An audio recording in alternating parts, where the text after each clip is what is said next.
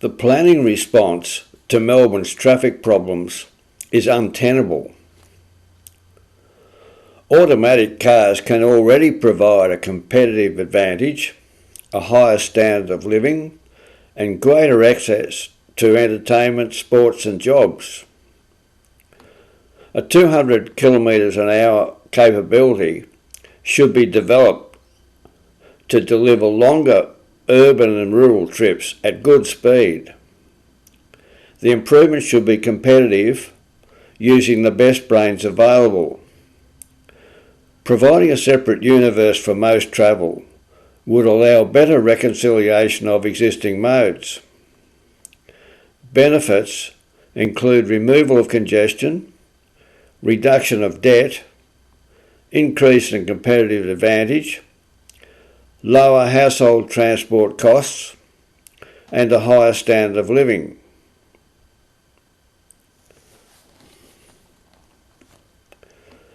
Planners propose condoning the historic deterioration of trip times, increasing the massive transport subsidies, trashing the CBD, lowering the standard of living, and that is untenable.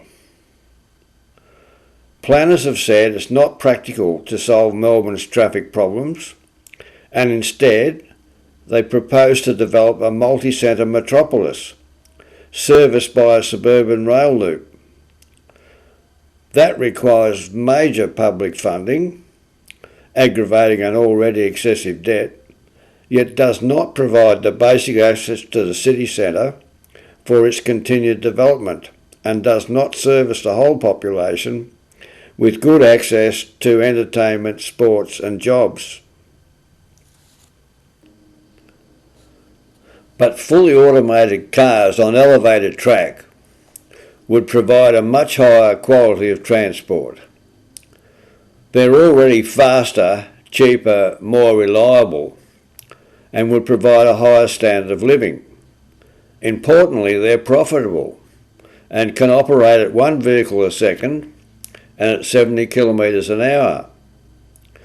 A 700 kilometre network located on poles above footpaths on arterial roads could perform the whole transport task.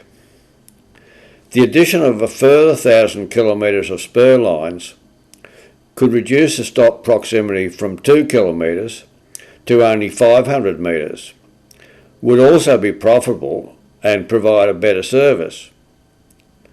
At 70 kilometres an hour, reasonable access is provided for the Melbourne population to entertainment, sports and jobs. But for longer urban and rural trips, 200 kilometre an hour speeds are required for good access to centralised services, and economics requires pelotons.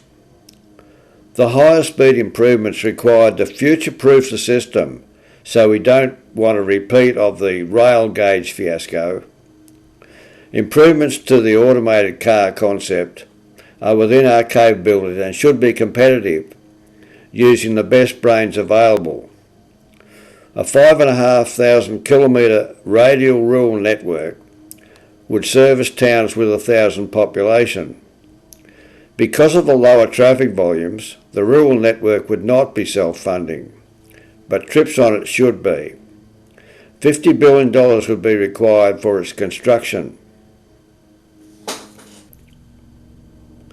A transport challenge, similar to a DARPA challenge, using syndicates based on Australian universities, should be tasked to improve the ability of automatic cars to also operate in pelotons at 200 kilometres an hour. Considerable effort should be expended to ensure that the concept is robust, with all the trimmings that we can think of. Automatic vehicles already have vehicle video monitoring and many sensors detecting both mechanical and chemical parameters. Two-way stops and 220 nanometer ultraviolet lamps should be added, and so on. The project should be developed in stages, separately for the vehicle design, for the track design, for the control system and for a test track, with financial prizes for each stage. Private industry should build and operate a pilot route. Diverting most travel to a separate universe would allow better reconciliation of existing modes. Automatic cars are able to accommodate bikes and mobility scooters, so can seamlessly integrate trips to overcome the stop proximity issue. They can carry 400 kilograms of freight. Existing road traffic should get the benefit of improved operations, including green waves, queue jumping, renting road closures and removing turn arrows that are described elsewhere. Road space can then be reallocated. Benefits include reduction of debt, increase in competitive advantage and a higher standard of living. Based on Metrino offerings, the existing costs for two-way track with 100 vehicles and 3 stops is $13 million a kilometre, and the operating cost at 70 kilometres an hour is 5 cents a vehicle kilometre. That compares favourably with suburban rail loop that costs $1.3 billion a kilometre, and the deficit would be reduced accordingly. The main benefits would be the reduction of household transport costs and greater access to jobs and events that directly improves our competitive advantage. Easier access to entertainment and sporting precincts would improve our standard of living, increase tourism, and the system would become a tourist attraction for the state.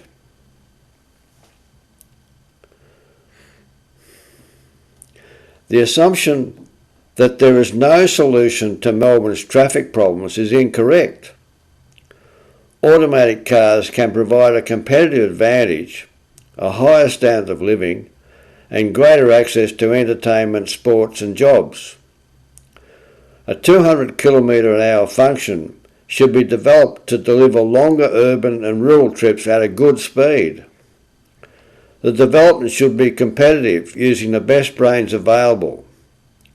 Benefits include removal of congestion, reduction of debt, increase in competitive advantage, lower household transport costs and a higher standard of living.